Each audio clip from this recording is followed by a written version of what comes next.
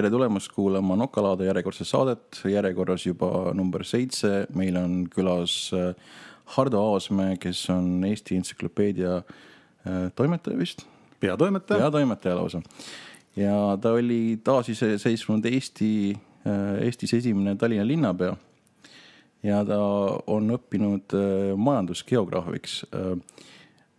Mul on alati seda tiitlit nähes tekkinud küsimus, et mis loom on majandusgeograafia, kuidas ta geograafist ja kuidas ta majandustasust erineb. Äkki natuke selgitad, et kus see tuleb? No tänasel päeval juba seda nimetatakse üldisemalt inimgeograafiaks, sest selles mõttes, et ei käsitle ju see teadusharu enam majandust, vaid ka sotsiaalvaldkonda ja eks mina võib-olla siin nõukogude ajal olingi üks Eestis ka esimesi, kelle uurimistöö oli siis sotsiaalmajanduslik. Selles mõttes, et see nõukogude võim ju tegeles ainult majandusega, kuidas tanke paremini toota ja tegeles seda laadi asjadega, aga tänasel päeval on see inimgeograafia. See on siis see inimese olemise geograafilised seaduspärasust, kui ne väga teaduslikuks minna. Ja linnageograafia, asustusgeograafia, mis on natuke nagu minu kitsam eriala, siis see on nagu üks osa ainult sellest ja 20. sajandil tuleb tunnistada, et mina olin ainukene Tallinna linnapea, kes oli erialasel tööl. Sellepärast, et teisi, nagu öeldakse, päris eriala inimesi pole olnud ja 21. sajandil pole muide ka olnud ühtegi eriala inimest. Võib-olla 20. sajandil võib-olla kõige lähemal oli Jaak Tamm, kes oli minu järel ja meil oli ühine töörühm. Me uurisime Eesti linnu ja mujal Nõukogude Liidus 15 aastat koos ja minu asi oli nii-öelda see materiaalne baas või see kõva pool ja tema oli siis sotsioloog, nii et ta oli pigem nagu linna sotsioloog. Nii et Jaak tundis ka seda asja hästi, aga Jaak on nüüd surnud. Nii et nii see on läinud. Ma olin küll 38 aastat vana, kui ma linnapeaks hakkasin, nii et siis enne ma jõudsin juba linna uuringutega tegelda 15 aastat vähemalt. Nii et ma olin hästi ette valmistunud. Praegu ma olen tähele pannud, et mõned valimisliidud ja vist isegi ka rohelised on tulnud välja ideega, et Tallinna linna peaks olema selline mitte poliitiline isik, ehk siis mitte erakonna kõrge tegelane, kes on saanud valituks ja kes pannakse linnapea kohale, vaid et sinna peaks palka mingisuguse omas valdkonnas tegutseva mingi eksperdi või mingisuguse teadlase, et kes oskaks ka linna juhtida.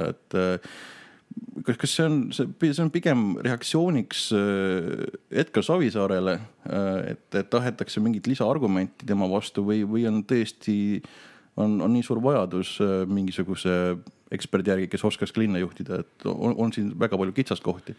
No ütleme niimoodi, et ega see linnavalitsemine Tallinna puhul, eks ta tahab ikka asjatundjat. Ja ma mõtlen, et see ei ole mitte otseselt niisugused hoiakud ja suundumused ja arusaamad ühiskonnas. Pole otseselt suunatud Edgar Savisaare vastu, vaid see on ikka pikemaajalisem lugu.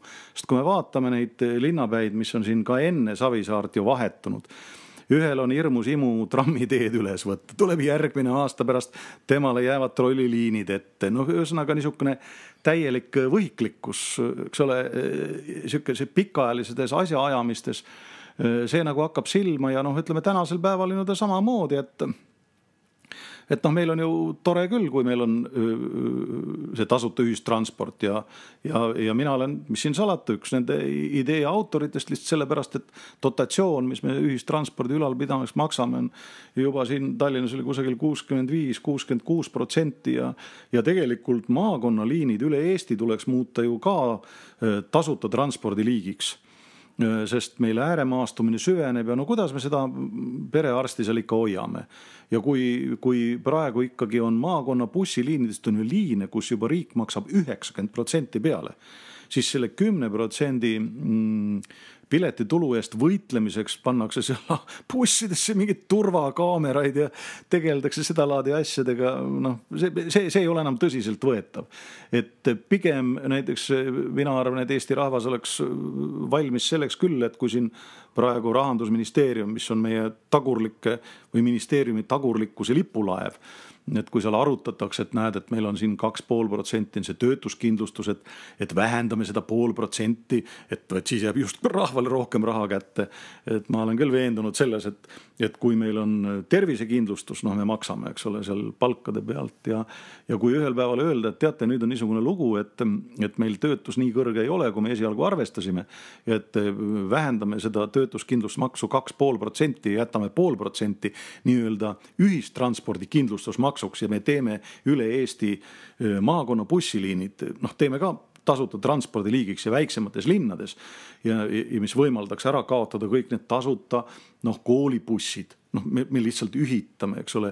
Me tekitame olukorra, kus me ei pea liigutama seda perearsti, vaid me laseme inimesed liikuma. Hommikune buss viib maakonnakeskus, käid perearstud, käid poes ja käid, ütleme, vanahärra Alberti juures ja õhtul istud bussi peale, tuled koju tagasi ja tahad osta raamatust, sa ei pea maksma 3 krooni sinna otsa, 3 eurot sinna otsa selleks, et selle kohale jõuaks ja ses mõttes kui me vaatame seda Tallinnat, siis on see tore küll, eks ole, aga bussi- ja trammiliikluse võrk on ju 30 aastat vana.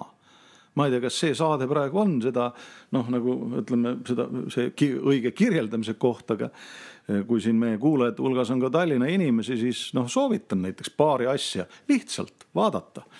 Näiteks meil on üks bussiliinid nagu 23 ja 17.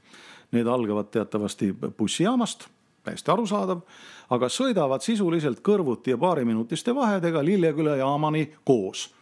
Tekib küsimus, et miks on 2? Need on tavaliselt lõõtsbussid ka. Aga seal on üks väike erinevus. Nimelt buss number 23, enne kui ta jõuab Estonia teatri juurde. Enne seda teeb ühe väikse kõrvalpõike ja sõidab ümber Tallinna Kaubamaja. Ja mina olen sealt käinud, huvi pärast sõitnud, keegi ei tule peale, keegi ei lähe maha. Kuigi linnavalitsuses solvuti selle peale, et oi, et meie see kiipkaart või see valideerimine, et see näitab, et sealt just kui inimesed tulevad peale, aga inimesed võivad tulla peale eelnevast kohast seal selle kaardiga vehkida hiljem. Ja milles on põhjus? Võt kahjuks mina tean. Ja see põhjus, ma ei arva, vaid pange tähele, ma tean seda. Sellel ajal, kui see bussiliinid pandi käima, sellel ajal oli Tallinna Kaubamaja Eesti NSV kõige paremini kaupadega varustatud kaubandusettevõte.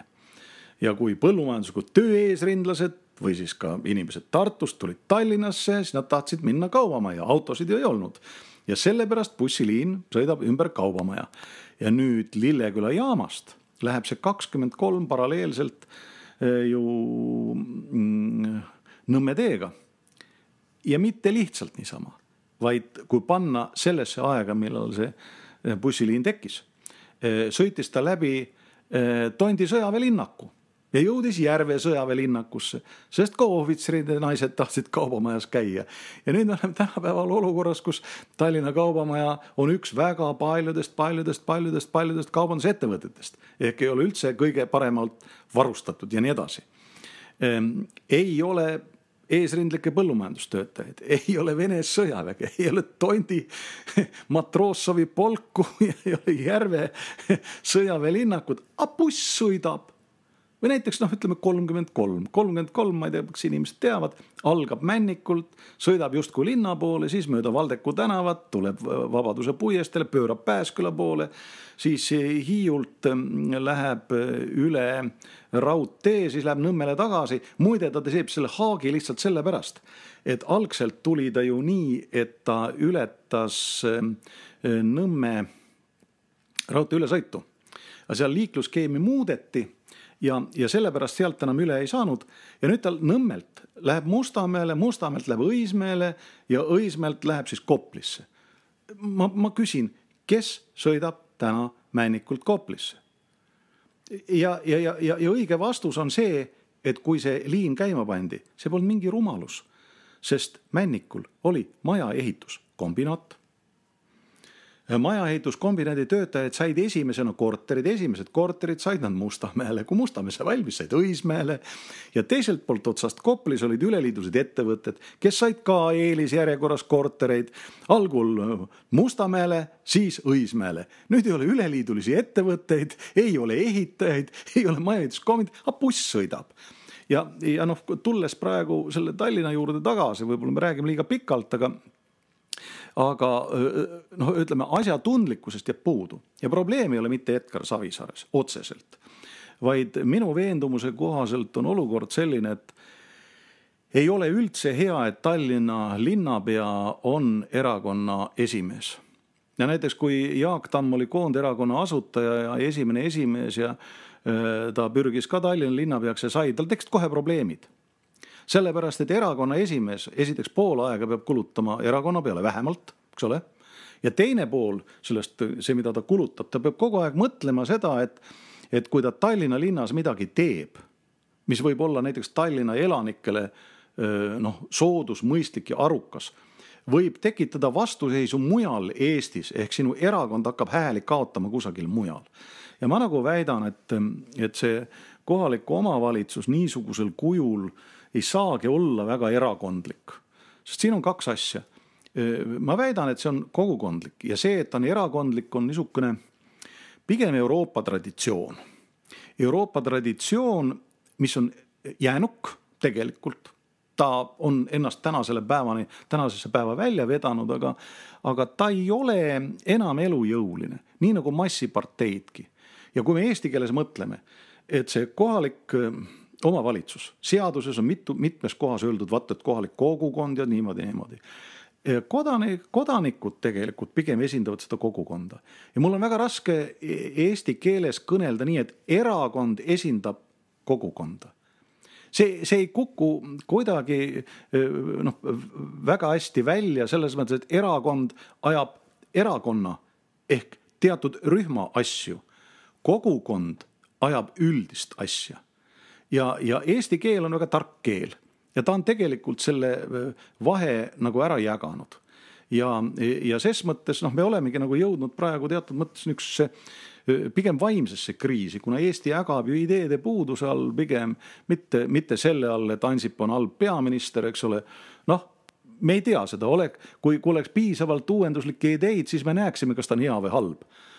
Ja me võime öelda seda, et on halb, kui peaministril oli ideid, aga me võime öelda, et pool halb on see, et kui peaminister on tugev asjaajaja, aga tal pole ideid. Aga kui on nii, et pole ideid ja pole asjaajamist, siis on asi veel halvem. Aga me ju ei tea seda, kas on asi hästi või halvasti aetud. Nii et ma nagu kujutan ette, et mitte ainult Tallinna linn, vaid ka üldse omavalitsused võidaks rohkem sellest, kui see kogukondlik mõtteviis oleks nagu tugevam ja see erakondlik on ju tegelikult seda kogukondlikku mõtteviisi lammutav ja vastandav. See on nagu see probleem ja ma väidan, et ikkagi me oleme olukorras, kus see on pigem nagu mõtteviisi taga, sest kui inimene mõtleb õieti, tal on korralikult, ta on asjast aru saanud, siis ta tegemised ei pruugi ju välja kukkuda. Kas pole aega või pole inimesi või hetk pole õige, mida iganes. Aga kui inimene mõtleb valesti, siis õigeks tegutsemiseks on tal ainukene võimalus on skisofreenia, kus on kahestumine, mõtleb valesti ja kogemata toimib õigesti. Nii et see nii on, jah. See on väga, väga huvitav just selle koha pealt, et need praegused bussliinid, need on tulnud mingisugusest vanast elukorraldusest ja lihtsalt mugavusest või traditsioonist jäänud selliseks, nagu nad praegu on kujunenud. Aga kas selliseid, isegi Eesti alguses, kui sina oli linnapea, siis ka ei olnud neid sõjaväelinnakuid enam või nad ei olnud nii olulised? Ei, siis nad olid. Siis nad olid ja siis nad olid eriti tundlikud kohad. Nad olid eriti tundlikud kohad. Ja siis ei saanud ka neid busslinna maha võtta?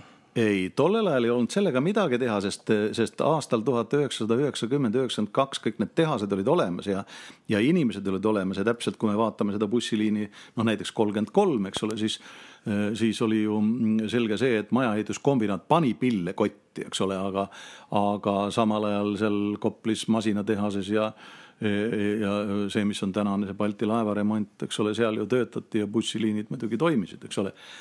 Küll aga tollel ajal, ütleme, ma räägin uuendustest, mida sai siis kohe tehtud. Tollel ajal oli ju see, et kütus kadus ära, autosid oli niigi vähe, aga nendel polnud ju ka kütust. Ja siis me tegime ju niimoodi, et me tegime ööliinid. Ja ööliinid olid elektriga. Bussiliine peaaegu ei olnud, aga trolli- ja trammiliinid kord tunni tagant öösel siis need käisid ja see oli kallim. See oli kallim, aga ta oli võrratult odavam taksost ja kuna taksodel polnud ka, või ütleme, kütus, millega nad sõitsid, oli vasak kütus, põhiliselt Vene sõjaväe käest saadud, siis selleks, et ütleme, elu kesklinna õlletubades päris seisma jääks, siis sai see öösel käima pandud. Minu meelest, kas see ei olnud mitte niimoodi, et tollel ajal maksis see rubla ja see oli väga populaarne. Aga juba järgmine linnavalitsus minu järel Jaak Tamme see juba kaotas ära, sest taksomeeste surve oli nii suur. Tegelikult tänasel päeval oleks ju üks selle libataksode ohjeldamise viis oleks ju tegelikult see, et kui meil on näiteks seal kell 12 lõpeb ära tasuta ühistransport, siis mina olen küll veendunud selles, et kord tunnis võiks sõita tramm, kus on konduktor, kas või püstoliga vaja, ütleme kaitseliitlane ja abipolitseinik, eks ole, kui seal seltskond on väga liiga rõõmsameelne ja müüakse, ütleme näiteks, ma ei tea, pool eurot või euro või ma ei oska seda hinda öelda ja müüakse lihtsalt pileteid, aga sa võid olla täiesti kindel, et kui on talvel külm ja tuisk, kell 2 läheb buss või 2 läheb troll või tramm ja makstakse nendele trammijuhtidele kõrgendatud palka ja see on nagu korralduse küsimus, see ei ole tuluprojekt, aga ta peab oma kulud ära tasuma. Ja ma olen täiesti veendunud, et see töötaks tänasel päeval päris hästi ja ma olen Euroopas mitmel pool mujal ka märganud, et ikka niisugused ööbussid on olemas. Ja Tallinn, mis on elliptiline linn, kus elab küll natuke üle 400 000 inimese, aga ta on kikilipsu kujuline, sest võib-olla tallinlased pole isegi tähele pannud seda, et Ülemiste järvest mereni on alla 2 kilomeetri. Ja see on niisugune pudelikael, mis tekitab tegelikult sageli olukorra, kus Tallinna ühistranspordi probleemid või need katsumused, keerukused on nagu miljoni linnal. Ja me peame selles mõttes mõtlema suurelt ja mõtlema geograafiliselt, sest me ei saa, geograafiat ei saa muuta, eks ole, ja me peame sellega kuidagi kohanema. Nii et ütleme, niisugune ööbuss, öötramm, öötroll võiks tegelikult käia küll. Jah, iga tunni tagant. Suveaeg, kujutage ette, praegu on valge. Inimesed käivad ju kaua väljas ja sageli hoitakse ju ka kesklinnas näiteks niisugused lõbustusasutusi hoitakse lahti. Miks see võiks olla kell 3 troll, millega võib rahulikult koos? Kõik vaatavad kella, kell 3 tuleb ja kõik see rüselemine siin Sõpruse kino juures kahtlaste isikutega ei jääks üldse ära. Ja ma olen ka enda sõprade puhul tähele pannud, et inimesed tunnevad vajadust sellise asja järgi ja vist Tartus kas on või oli mingil hetkel ka, et need ööbussid ja seal inimesed on kiitnud seda teenust, et üks põhjus, miks mina kolisin vanalinna oli sellepärast, et ma ei peaks kuhugi tõesti õhtul taksoga, hästi kalli taksoga sõitma, kui ma tahan välja minna näiteks ja jään kauemaks, kui bussid sõidavad. Ja kui sa isegi rihid viimase bussi peale, siis sa pead mingisugune kell 11 juba lahkuma. Et ei saagi väga kaua istuda kusagil sõpradega. No ma küll loodan, et keegi nende lähenevate valimiste puhul ikkagi selle öötranspordi, nagu öeldakse, lipukirjaks või väikseks triibuks sinna lipule ikka võtab, sest see ööbuss ei pea olema tasuta. See võib olla täiesti niimoodi, et seal müüakse pileteid, aga sa võid olla täitsa kindel, et ta läheb. Mul on olnud see privileeg, et olen näinud mõne sellise valituks tahta saava organisatsiooni, olgu ta valimisliit või erakond, praegu ei hakka täpsustama. Ma olen näinud mõne selliseid ideid ja kavandid ja programmi, mis neil on mustandi vormis praegu, millega kavatseb minna aasta lõpus valimistele. Ja seal ei ole niivõrd spetsiifilisi ideid, et on niisugune üldine jauramine ja sellised teada-tuntud käibetõed ja vähem korruptsiooni ja Tallinn vabaks on ja sellised loosungilised asjad. Aga keegi ei lähe nii sügavuti, et noh, teeme mingisuguse öötranspordi või midagi sellist. Miks see nii on? Ja see on jäme viga ja see johtub erakondlikust olemusest. Sellepärast, et ta saab püstitada üldise eesmärgi. Ta ei saagi minnagi kogukondlikuks selles mõttes, et ei saa olla reformi erakondlikku tasuta transporti või reformi erakondlikku ööbussi. See ööbuss kas on või ei ole, et sellega on nagu rasedusega natuke, et ta kas on või ei ole, ei saa olla natuke rase, eks ole. Ja kui on näiteks vaja ehitada kaldapealne, no näiteks sealt Kalasadamast lennusadamasse. No ammu oleks aeg, lennusadam on nagu prillikivi, vahepeal on varemed. Ja tee on selline, et võtta tukk kaasa, kui pimedas lähed. Ja näiteks selle ehitamine. Ja siis kõik räägivad, et kas see on meie eelistus või ei ole eelistus, aga tegelikult on vaja seal hoopis ideed. Kuidas see ehitada nii, et see natuke ka tagasi toob?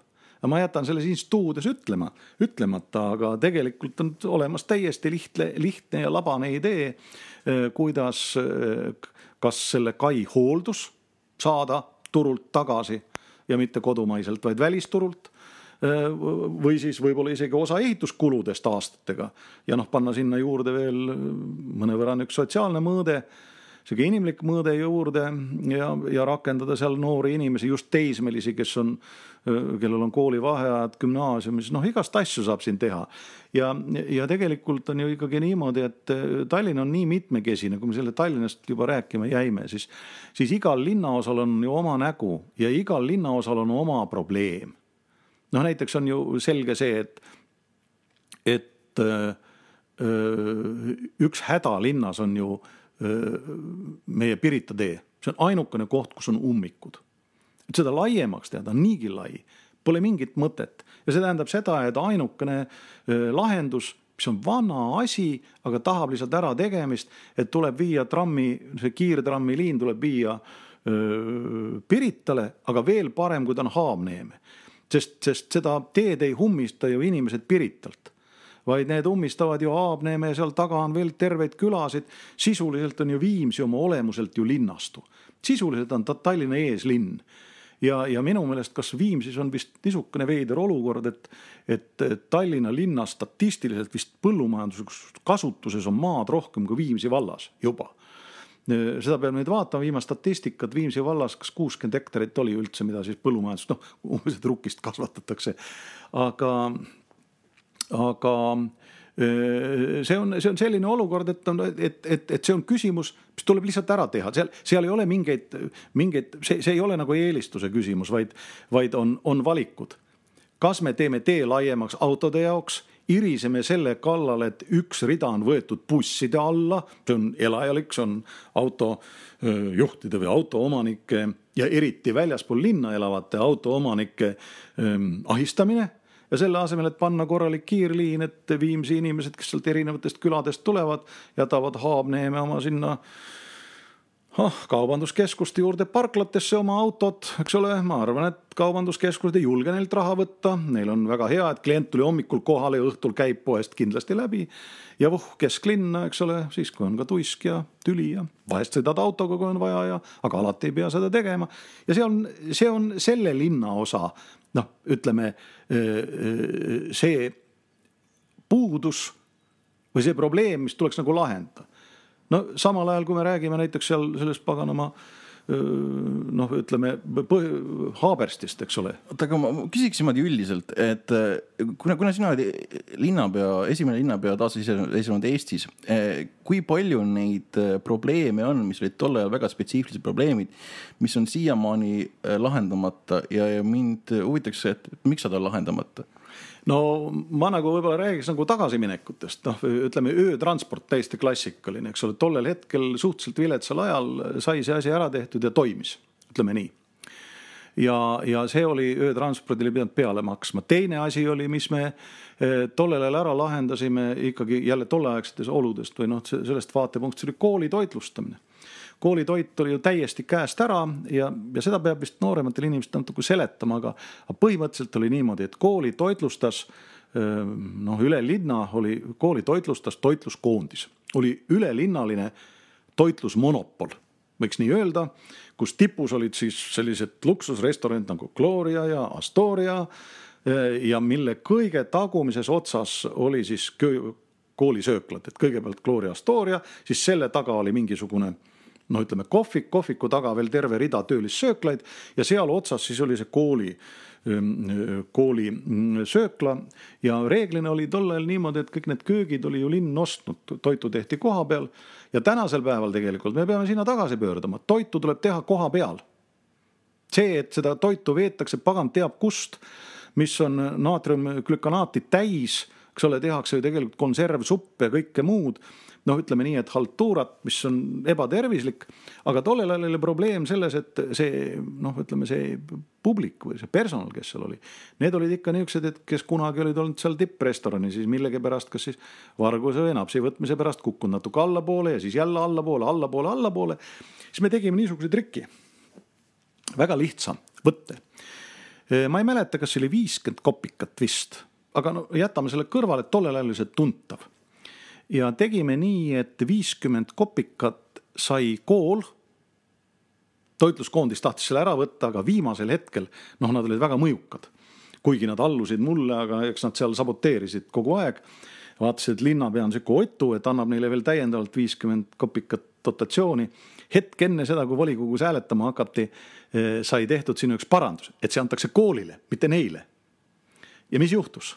Juhtus see, et kooli direktorid kutsusid sisuliselt koolitoitu tegema vanaemad, kes olid pensionil, kes said 50 kopikat ühe lõuna valmistamise eest ja kes olid tippkokkad ja kondiitrid, kes pensionil läinud umbes 2-3 kuuga sai loodud täielik kord, kogu see jant oli seal ära lõppenud, sest need, kes ikkagi seal hakkama ei saanud, kes varastasid ja noh, nagu öeldakse, et ei võtnud jalgu alla, need noh, olid sunnitud lahkuma, aga need, kes seal kosusid, said samuti 50. Lihtsalt hakkasid korralikult tööle. Ja tänasel päeval on ju selge, et me peame ju koolitoitluses minema ju tagasi selleni, et me piima ostame ikkagi otse piimatootjalt päris piima, mitte seda töödeldud, eks ole, sest päris piim on tervislikum, jah, ta on tipsrasvasem, aga juuakse vähem lihtsalt nagu viinaga, et kui on kange, siis ju vähem, aga see piim ju hapendub, kui te panete teda laua peale, aga võtke pakipiim ja proovige teda hapendada ja vaadake, mis saab, eks ole. Ja see tähendab sisuliselt seda, et me peaksime ikkagi jõudma jälle sinna tagasi, kus koolid teevad ise toitu tehakse koha peal, ei ole mingit lõputud hanked, kelle võidavad, noh, ma ei tea nüüd viimasel hetkel veel mingid saksa firmad, ma ei räägi sakslased halvasti, aga see toit tuuaks kusagilt kohale, seal tehakse paremaid pakkumisi, aga sellisel juhul näiteks juba tooraine tuleks sisse ilma käibemaksuta. See tähendab seda, et sama raha eest saab rohkem või siis õnnestub kokku hoida ja seda lisaraha või see, mis seal jääb üle, et see panna nagu kvaliteedi peale ja tekitada ikkagi olukord, et toit tehakse koha peal ja tehakse valmis tootja käest saadud materjalist, on see siis kartul, kaalikas, mis iganes. Ja Tallinna linn peaks minema 4 jalaga selga muidugi ka kõikvõimalikele riigiorganitele, kes ei luba vanaema moosi, noh, ütleme, koolid toidu juurde panna, see on ju rumalus, sellepärast, et see moos, mida me, või keedised, mida me siis ostame poest, seal on ju suhkrut kasutatud konservandina, see on suhkrut rohkem kui meie kodukeedistes, eks ole, tegelikult peaks olema niimoodi, et koolis seda noh nagu tehakse koha peal ja siis see hoolekogu, see siis kutsub üles vanaemad, pange kõik moosid valmis, eks ole, suvel, et terve talv oleks sealt oma kandist, noh, mõtleme Pääsküla või Nõmme peale või aga miks ka mitte Õismäe või Mustamäe peale, kellel on omad suvilagrundid ja mida iganes ja selle eest maksta.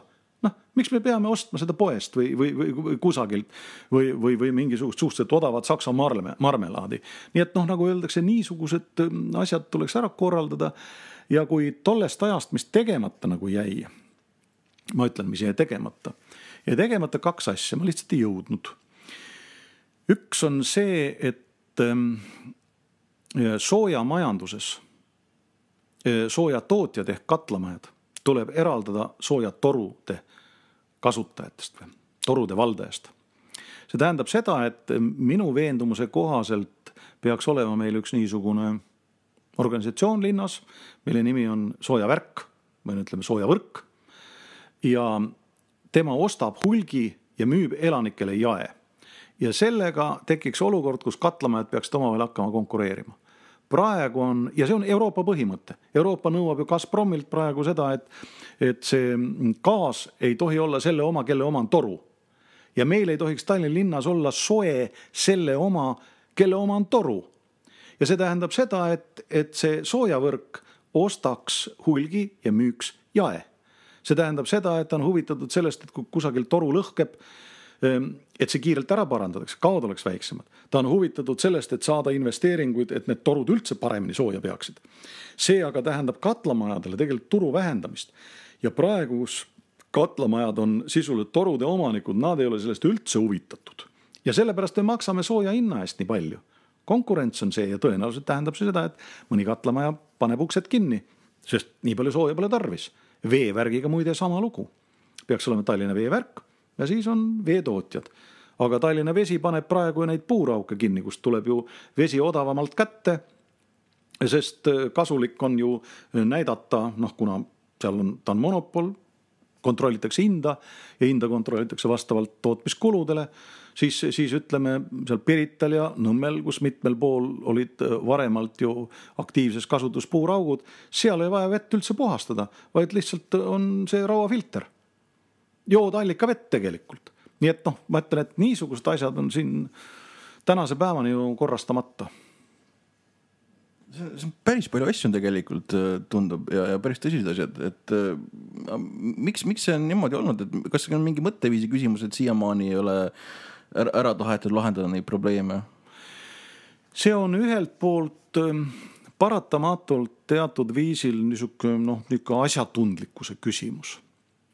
Aga ikkagi see teine pool on see, et oli siin Jüri Mõis, ta tahtis olla isamaalaste juhtfiguur ja mõtles siin, kuidas seda sadamatükid kõik maha müüa ja müüski maha ja sai uuesti endale jalad alla pärast seda, kui Hansapangast tal naine enamuse või nüüd eks-naine enamuse ära võttis.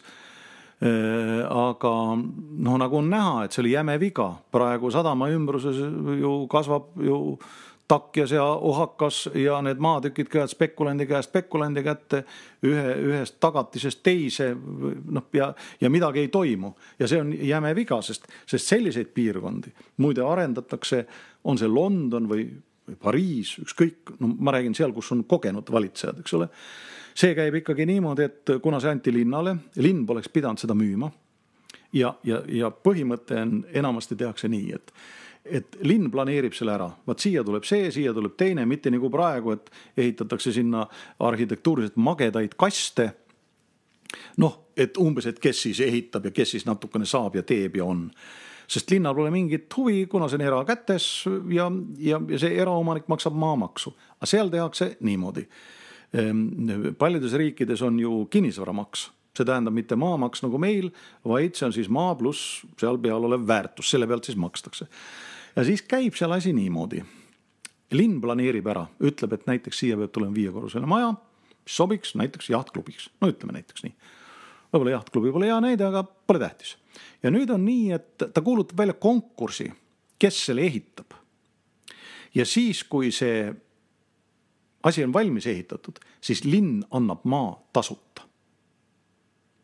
ja ta saab endale maksumaksja, ta määrab juba ette ära, kuna seal on tõepoolest see, ütleme, Londoni huvi on suurem, nad lammutasid terve Docklandi ära. Just samal põhimõttel seda asuti arendama ja see tähendab seda, et ta juba määrab ära selle, kui palju ta maksu hakkab saama. Planeerib ära. Ja siis ei ole niisugust juhu võimalust nagu praegu ja see, et need maatükid käivad spekulandi kätte ja takjas vohab ja mingid tolmavad europarklat, eks ole, linna väravates. See sadama ümbrus on ju tegelikult suhteliselt õudne, kui seda vaadata tulnuka pilguga mujalt. Ja kui vaadata kesklinnas, kus on mingi auk tekkinud, linn on andnud ajutised need parklate asutamise load, need ju kõik tolmavad või need porised lombid lausa siin kesklinnas ja see on kõik piinlik tegelikult. Kui läheks Tallinna juurest laiemalt Eesti juurde ja võib-olla läheks korraks eriti kaugele, läheks interneti juurde. Mind kui noort inimest, kes on selles valdkonnas väga sees, mind huvitaks väga, et mida sina siukse vanema inimese pilguga näed praegu internetiga seotud probleemidena? Kõigepealt üks on alati, et igasuguste arenduste juures on ju see vana põhimõte, et kirvega võib lõhkuda puid ja päid. See on see, mis on interneti puhul, alati räägitakse, et kuidas vältida kuritarvidusi. Selle jutu mõte ei ole see, et interneti arengut tuleks kuidagi pidurdada või oot, et paneme seisma ja vaatame.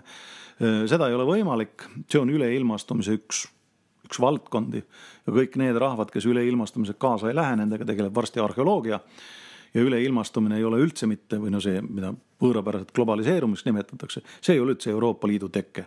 Euroopa Liidu tekke on lõimumine, see on tsükliline.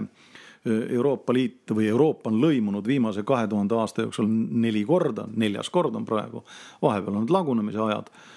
Oli ju suur Rooma rahuriik, Rooma-Saksa keisriik, see oli Hansaliit ja lõuna pool, Genua ja Veneetsia. Nüüd on see 4. kord. Iga kord on ta enam-vähem siia Narva jõele pidama jäänud ja siis ta on jälle kolinal tagasi kuhugi sinna Kesk-Saksamaale vajunud ja Hollandisse. Aga üleilmastumine ei ole mitte midagi muud kui kogemuste, oskuste ja teadmiste levik.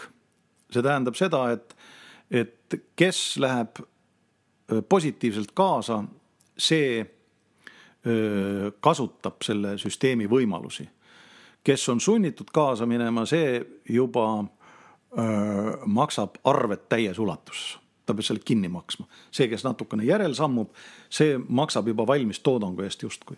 Ja see, kes on sunnitud, kes kaasa lohistatakse, see maksab kõik eesminejate arved. Nii et ta paratamatult niisugune olukord on. Ja nüüd, mis on internet nagu lahti kraapinud. Ja ta on lahti kraapinud ühe probleemi, mis on seotud autoriõigustega. Ja on ju näha seda, et internet oma erakordselt kiire ja paindliku teabe levitamisega õõnestab ju seda süsteemi, mis meil on. Et kui mina kirjutan siin raamatu või saan mingi vaimu asjaga valmis, et siis minu järeltulijad, eks ole, saavad veel autoriõigustest 70 aastat pärast minu surma. Oma loomult on tegemist viimase feodaalõigusega. See oleks justkui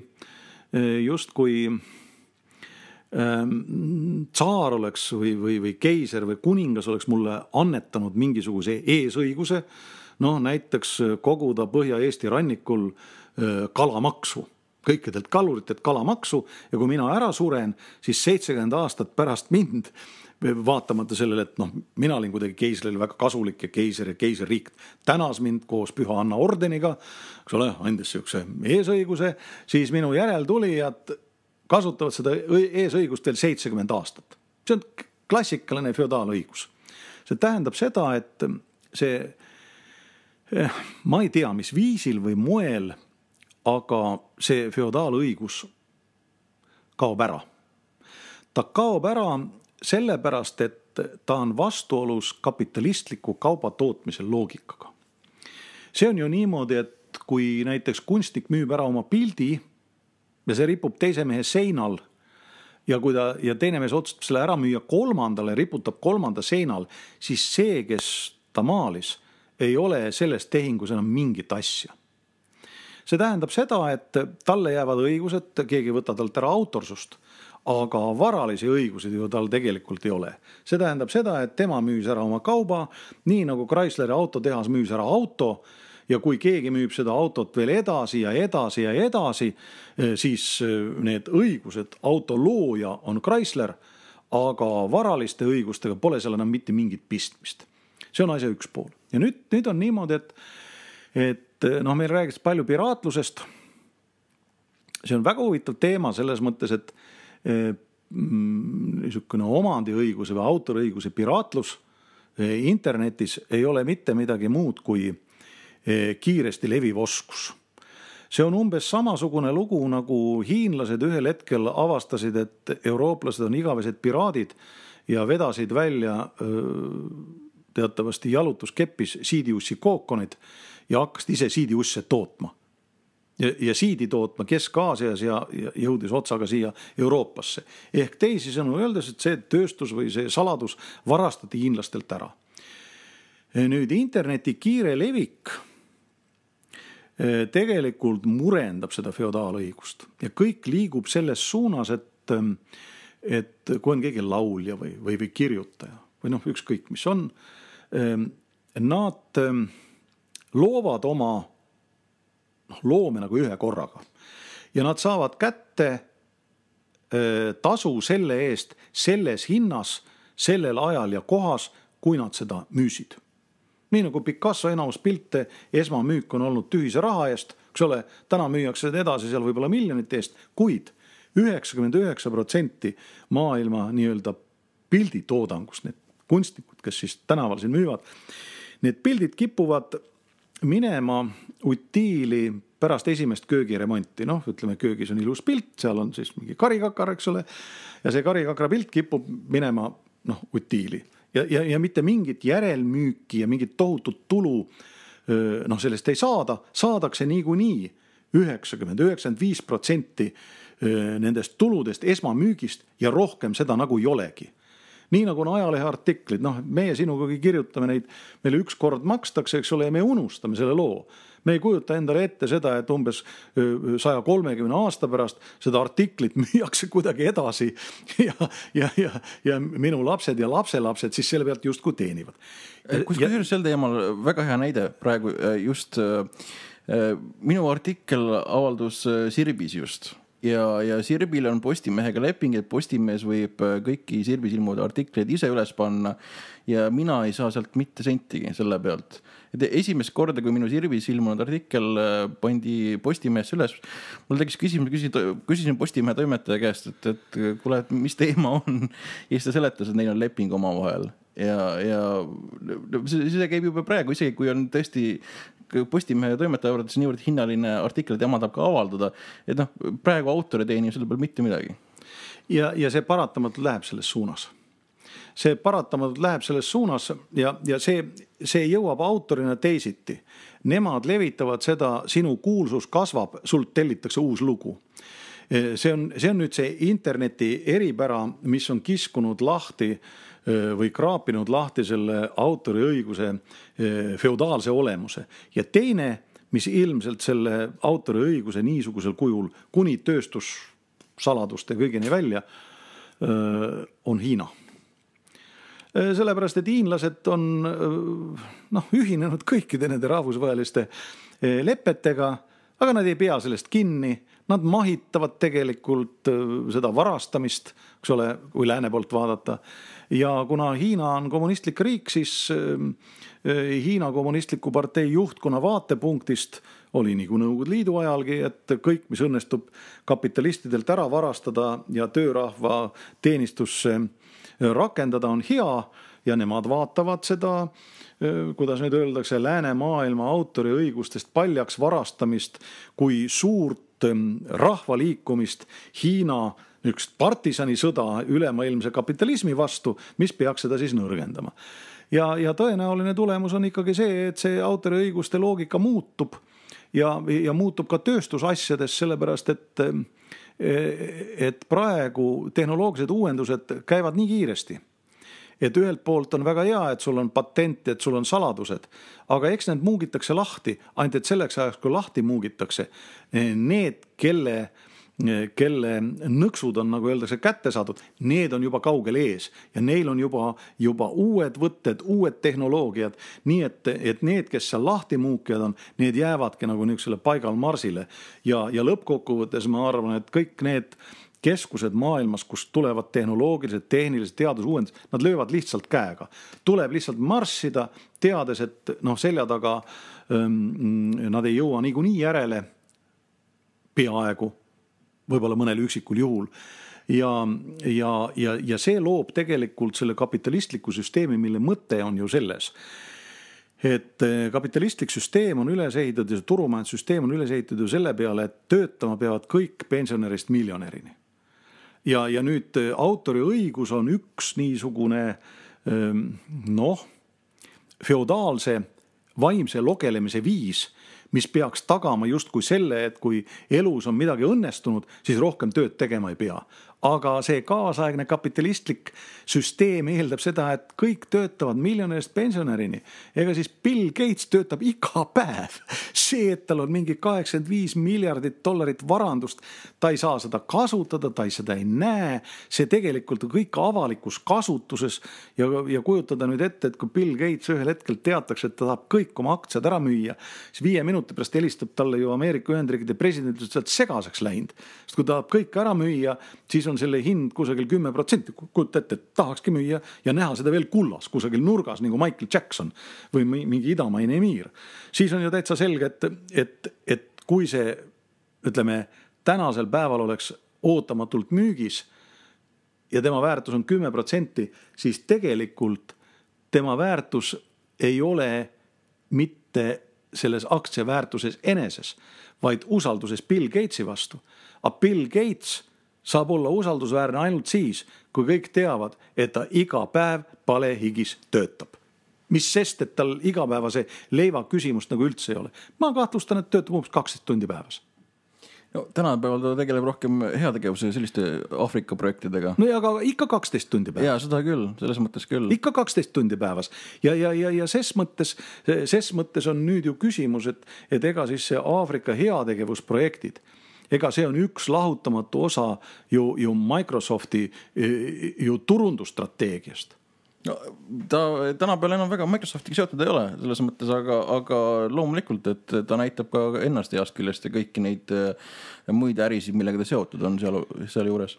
Igal ajal ükskõik milline heategevusprojekt on, seal on alati Microsofti mingi tehnoloogia taga. Ja sellest samast heategevust fondist makstakse Microsoftile. Ja see on tänasel päeval ettevõtete jaoks, kes on jõudnud sellisesse arengufaasi, üks turunduse viise.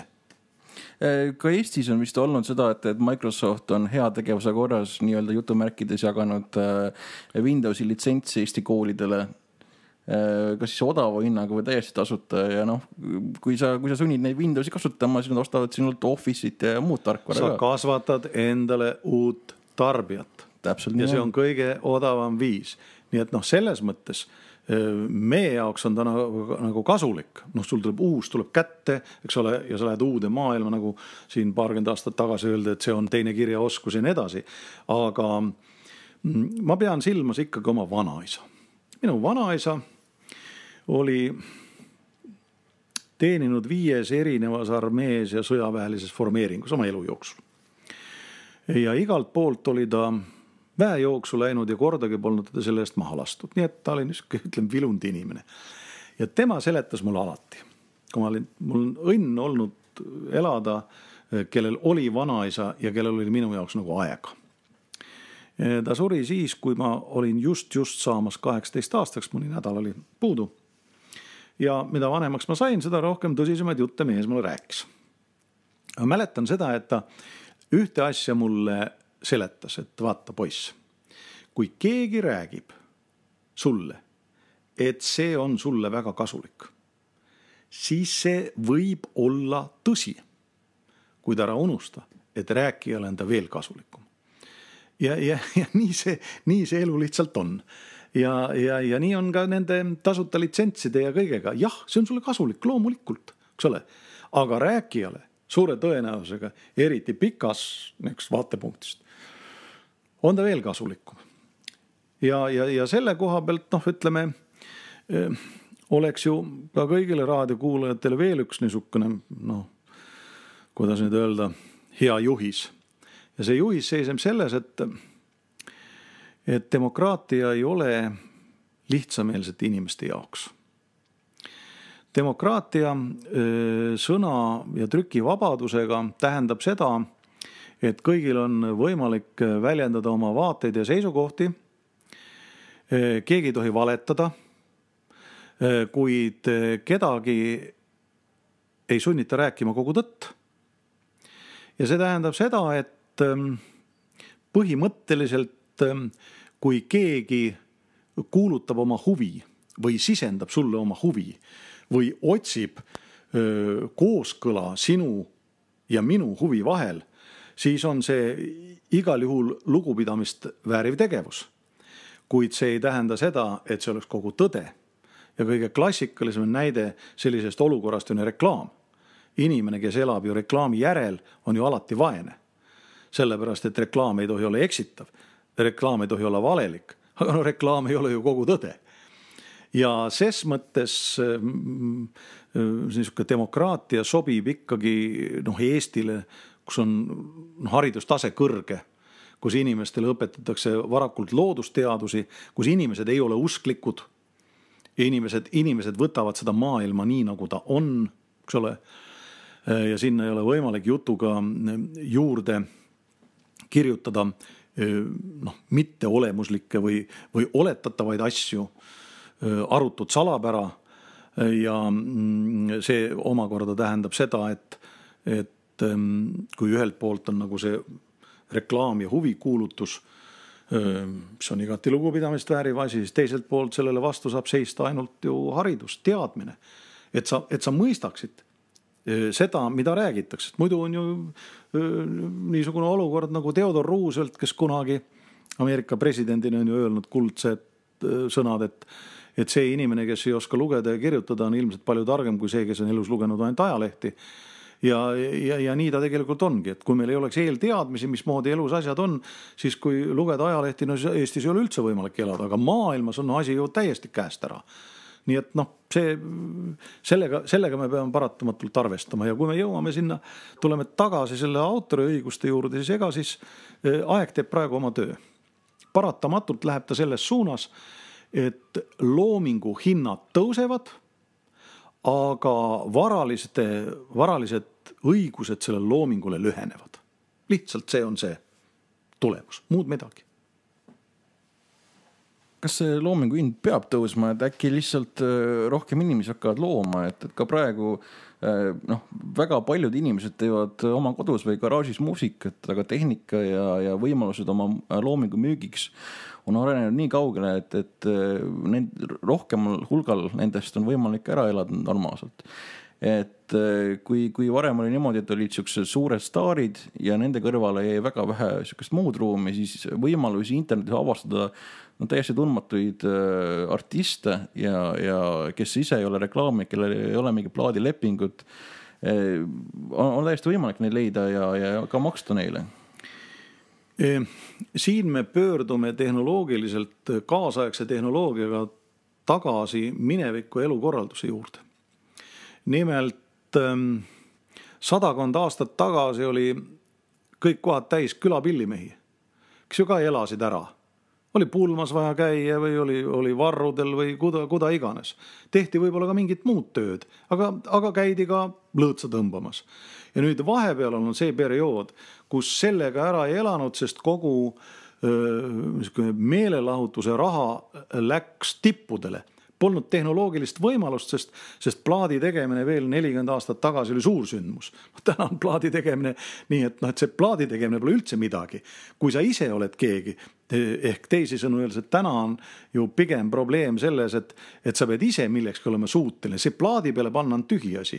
Aga tollel ajal oli ju niimoodi, et see plaat oli niisugune nagu suursündmus ja lihtsalt tehnoloogilised võimalused võimaldavad selle loomingulisuse, mis ütleme, võib tekkida ju metsatalus või kogu sellelt maastikult väga väikese vaeva ja suhteliselt väikese vaevaga ja kvaliteetselt ning odavalt kokku korjata. See, mis vahepeal jäi nagu kõrvale lihtsalt ühiskonna tehnologiseerumise suunaga. Sest tsentraliseeritud raadiojaamad, isegi kui nad veel tulid veel tsensuuri all, seda enam. Aga tsentraliseeritud raadiojaamad, tsentraliseeritud televisioonisüsteemid, seal said olla ainult tähed.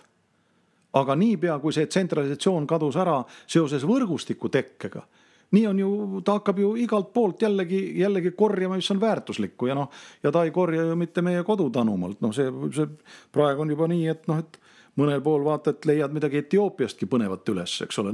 See kõik nagu, see on nagu see küsimus pigem, et interneti levikut tuleb mõista natukene laiemalt ja sügavamalt, kui seda sageli seni on tehtud. Nimelt internet laseb liikvele kõikvõimaliku teabe. Ja need, kellel see ei meeldi, need ütlevad, jumal, mida seal kõik liigub, eks ole. Aga internet on võimalik levitama näiteks seda üsna laialt, mis vanasti klatsiti seltskonnas. Näiteks kommentaarium on selline klassikaline. Paljud on selle kommentaariumi peale tigedad, aga mina olen selle kohta öelnud, et aga mille üle te imestate? See on ju kogu aeg olnud. Ega siis internet ei ole tekitanud, vist kibestunud teinekord vastikut kommentaariumi. See on tagaselja jutud, mis olid kogu aeg, aga ta ei jõudnud lihtsalt kuhugi. Ja nüüd interneti kaudu jõuab see pilt küll sinuni, mida tagaselja räägitakse. Ja täpselt samamoodi üldse, aga see on anonüümne. Aga tagaselja räägiti ka anonüümselt. Sa ei tea, kes sind taga räägib. See on lihtsalt praegu jõudnud, ütleme, kerkinud pinnale ja tegelikult niisugust tagaselja klatši, tagarääkimist, halvustamist. Mina väidan, et see interneti kommentaariumi areng hakkab ka ühiskonda ennast ohjeldama. Sest enne oli ta täiesti kontrollimatu. Nüüd ta on täiesti kontrollimatult kommentaariumis, aga tasahilju juba ühiskonnas hakkavad hoiakud muutuma, et tead, üldiselt teinekord seltskonnas öeldakse ka, et kuule, hoia keel hammaste taga. Et kui sa nii halvustavalt mõtled, jäta see oma teada. Aga ma näen sellel, nagu siin on öeldud, et see kommentaarium on sageli peldiku sein. Ta on jälle lahti kraapinud ühiskonna ühe osa ja avanud selle meie jaoks. Tegelikult see samane tagarääkimine, see halvustamine, see valetamine, see kuulduste levitamine, keele kandmine, see kõik olnud. Nüüd tuli netti. Ja nüüd, kui rahvas avastab ja inimesed avastavad, siis hakatakse ütlema ka juba järgmises faasis või seal, kus see tekib, et kuule, et üldiselt võib oleks parem, kui vähemalt meie seltskonnas niisugust juttu ei räägi, eks ole. Nii et mina arvan, et see on ühiskonda tervendav tegelikult niisuguses pikas vaates. Kas see natuke tasakaalust ära ei ole läinud, et me oleme väga palju aega olema internetis arvutis ja kuidagi see, kas või looduses käimine kaob ära ja ma pean piinlikkuse ütlema, et ega mul ei ole ka väga oskusi, et isegi kui ma tahaks väga matkale minna, siis seda üksinda teha, ma ei tea, ma ei ole kunagi käinud. Ma ei oska isegi telki püsti panna, väga piinlik, aga ja siin ma võin muidugi õpetada, kuidas ühe tikuga märjas metsas lõket teha ja ühesõnaga seda moodi, aga see ei ole jälle internet. Internet on praegu võib-olla kõige mugavam viis, aga kui linnastumine oleks süvenenud ilma internetita, siis istutaks mingi muu asja taga. See ei ole iseenesest internet, mis paelub. Internet on see võimalus süübida üksinda ilma kollektiivita valdkondades, mis sulle meeldib. Ütleme, varasematel aegadel ma võiksin tuua jälle võrdluse, eks ole, kuidas teave tuli, ütleme, inimesteni. Ma ei tea, kas see raadiokuulajatel huvi pakub, aga kunagi ju ütleme nii, 150 aastat tagasi levisid uudised eelkõige rändteatritele.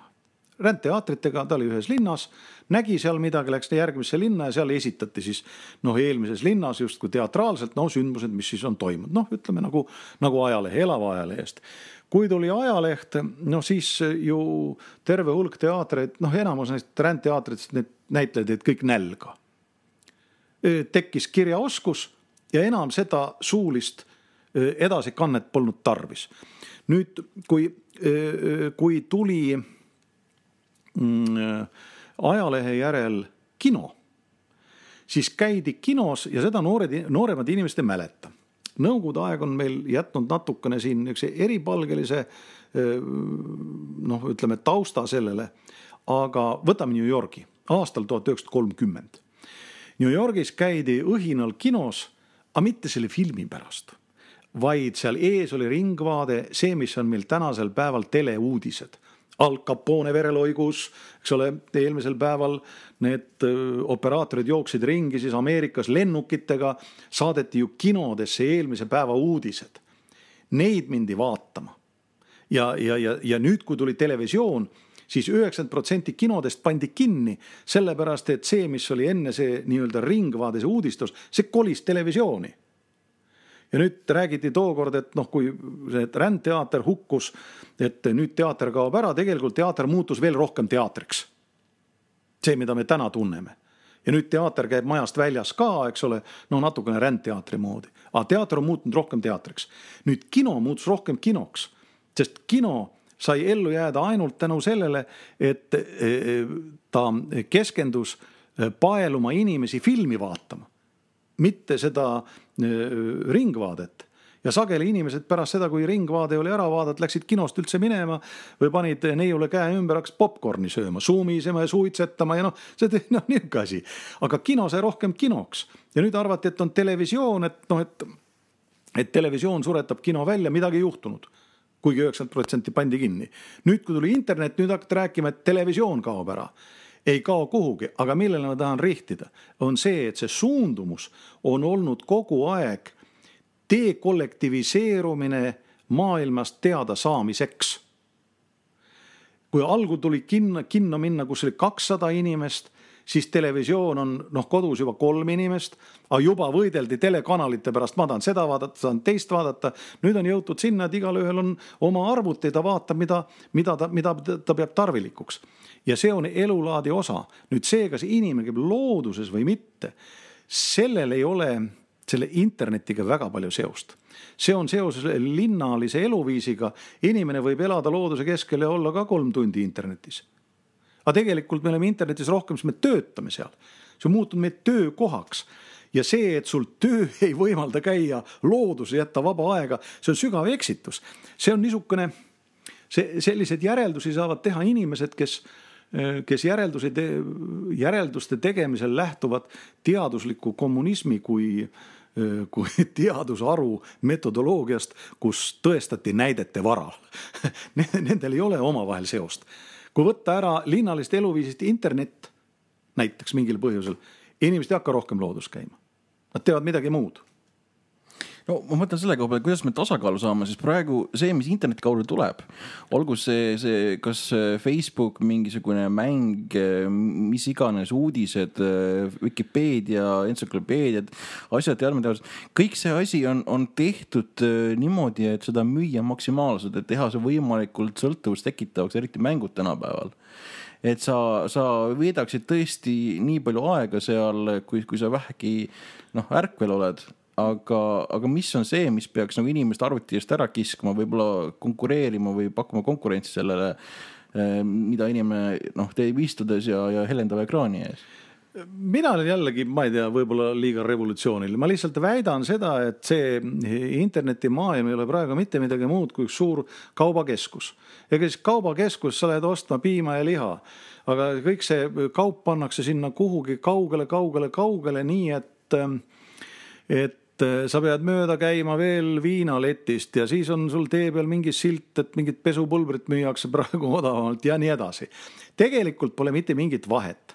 Ja nüüd nende suurte kaubakeskuste puhul on ju see, et algul oli see kõik väga huvitav, kui see meil tuli ja inimesed käisid seal. Ja nüüd on nii, et sa enam ei vaata, sa lähed sinna, kui sul ei ole nurga peal oma kodupoodi, kus sa ostad leiba ja piima, no pilt, kus igapäevased asju.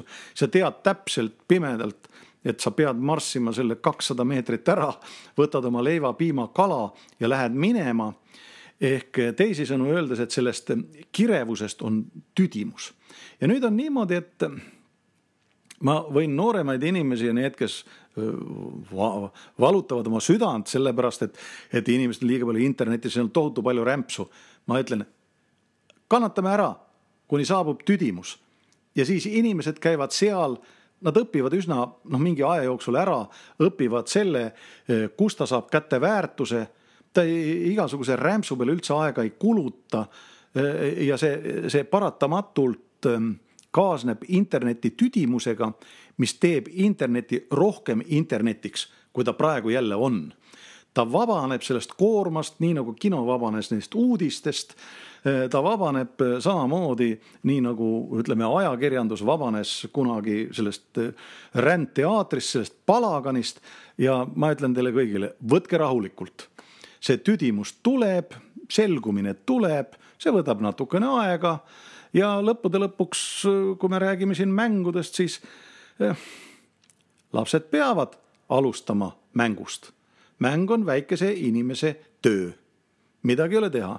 Kui me vaatame jällegi muinaskultuuri, siis oli ju Eesti rahval lastel olid ka omad põnevad mängud, eks ole, käidi ju metsas aldjaid taga ajamas ja kõiksugu mänge, no nüüd on ta internetis, vahe on ainult võib-olla siin füüsilises koormuses parmude ja sääskede arvus, eks ole, ja täiskasvanud inimesed mängivad ka, mängivad bridži, ikka mängitakse, eks ole. Küsimus on selles, et kes kui palju ja mida mängib ja mis 24 tunni sisse mahub. No ja see on küll teemaks. Kas koolid saaksid kuidagi pakkuda rohkem seda, sest meil arvutiõpetus sunnis enamasti tõesti mängiti internetis ja meil kehalise kasvatuse tunnid olid ka, aga need ei olnud väga huvitavad. Need ei suuda konkureerida päris sellega, mida pakub internet. No see, kui me räägime koolist, siis see on täiesti kolmas teema. Tähendab, kooli ei saa suhtuda kui meelelahutusse. Meil siin on vahepeal tekkinud sellised, et lapsed peavad hirmus loomingulised olema ja et seal on kõik on hirmus hingelised ja kõik on õrna hingelised. Kool tegelikult ei ole mitte midagi muud kui laste üldmobilisatsioon, mis kestab 8-st, ütleme 2-ni, eks ole. See on kooli kohustus, nii kui meestel on sõjaväe kohustus. See on laste mobilisatsioon, kus toimuvad õppused 45 minutit, 15 minutit vaheaega.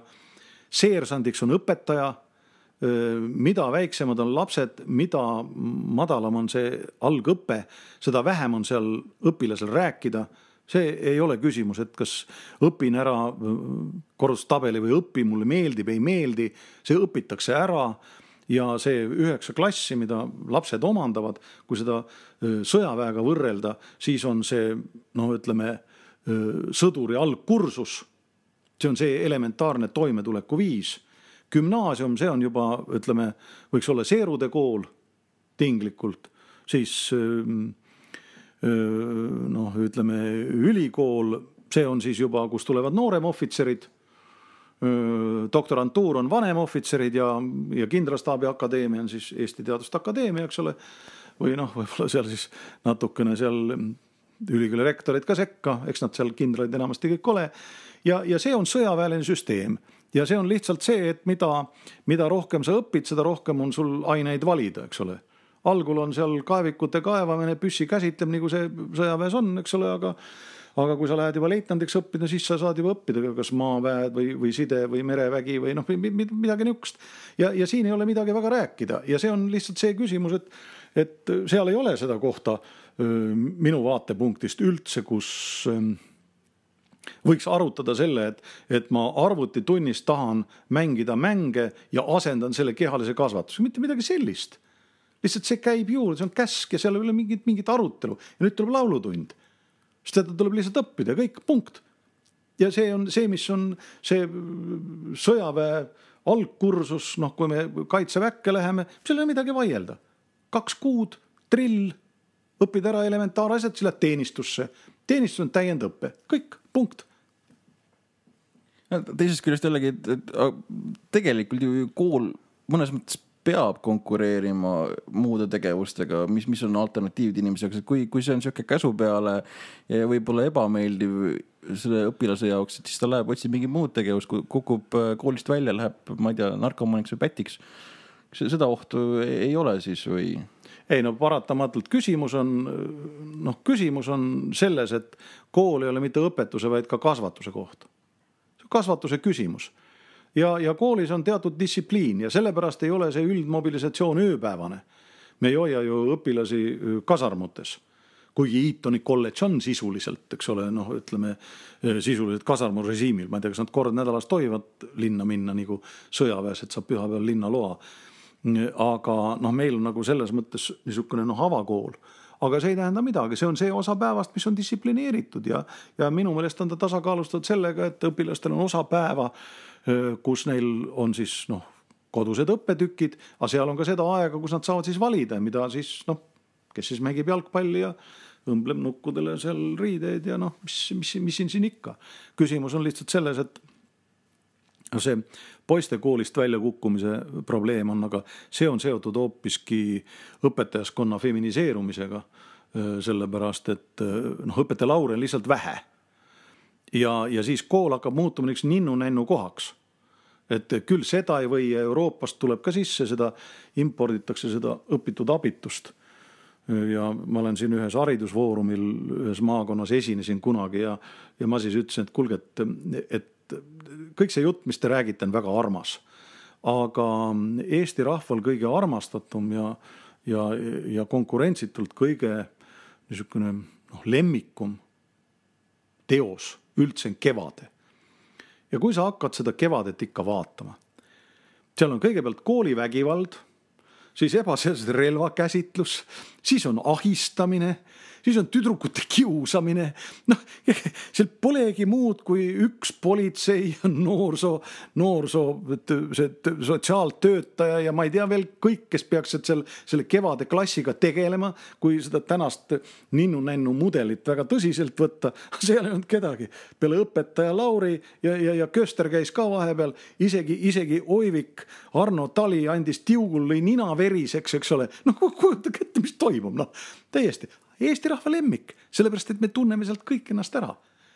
Ja nii sotsialiseerutaksegi, nii õpitakse, harjutus iseseisvaks eluks. Aga seal oli Kösteri õpetaja Laur, kes siis, siis kas tarkuses või oma juhmuses, eks ole, lõid seal korda ja nii lapsed nägid, et ühiskonnas on targa korra loomise võimalus, nagu õpetaja Laur, aga on ka juhmus, nagu Köster, eks ole. Ja siis on veel kusagil kõrgem, kaugem võim, võõras võim, see on siis pastor, see oli sakslane. Ja see, et vahepeal anda veel, ütleme, rahvastevahelist vaenu õhutada, anda saksa poistele peksa, siis lasta nende parv põhja, mis on varavastased kuriteod. Muidugi, relvaga vehkida koolis, kuulge, see on ju õudne pilt. Kõigist said inimesed, välja arvatud, kes ei saanud hästi endaga hakkama, oli Oivik Arno Tali. Ja sellega me võiksime vist täna lõpetada. Jah, see on, Kevades oli tõesti selline meie mõistes vist koolitulistamine päris. Aga muidugi, sellepärast, et Tamasseri rauad ehk püstole võttis ju Toots kaasa ja lasi ju saunamehe akna puruks. Päris, okei. Mõtteainet inimestele küll, et milline on meie kirjandusklassika tegelikult. Jah, ma arvan, et kirjandusklassika on tihtipeale klassika sellepärast, et paljud pole lugenud, mis see kirjas on. Ei, aga paljud on näinud filmi, sellepärast, et see on väga hingelähedane. Tegelikult see on palju normaalsem maailm kui see, mida meile peale surutakse. Ma lihtsalt väidan seda. Sest see õpitud abitus ja selle juurutamine ei sobi meile. Ja see ei tee Eesti ühiskonda ja Eesti inimest jätkusuutlikuks. Ja koolis on kiusatud alati natuke, aga nii palju, kui mina olen koolis käinud, seal see iseregulatsioon, et kellelgi väga liiga teha, ju ei lasta. aga see on ju harjutus iseseisvaks eluks. Kuidas me saame hoida noori inimesi 18. eluaasta nagu triippoones ja nüüd, kui on äkki küpsus käes ja just kui sa oled kaitstud, hoitud ja oled keskkonnas, kus on just kui kõike lubatavus, et mis nad minuga ikka teevad, ma olen alaealine, oled 18-aastane, rikud esimest korda ja saad täie rauaga. No kuulge, mingit ülemineku aega nagu üldse ei ole. Ja mina olen põhimõtteliselt selle põhikooli ja gümnaasiumi põhjendamatu liberaliseerimise vastu. Ja seal oleks vaja rohkem maskuliinset elementi, et poisid välja ei kukuks. Aga siit ka üleskutse kõigile meie kuulajatele, et kui teil on ideid, kuidas võiks seda saavutada, et kool oleks inimlikum ja võib-olla ka maskuliinsem natukene. Ja elulähedasem. Et tulge meie veebilehele vabakanal.ee ja jätke kommentaar saate juurde. Aga tänaseks kuulmiseni.